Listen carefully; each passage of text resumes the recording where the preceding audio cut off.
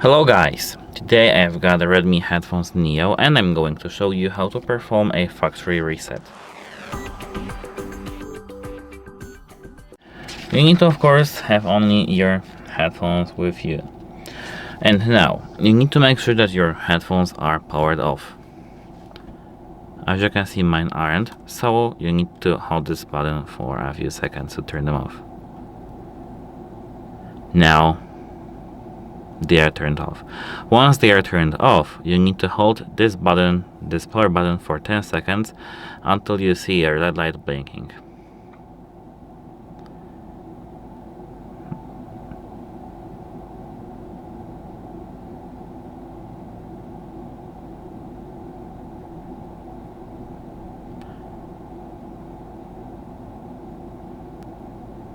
Now I think we should be after factory reset, because we hold our button for a long period of time. That's how it works. Goodbye.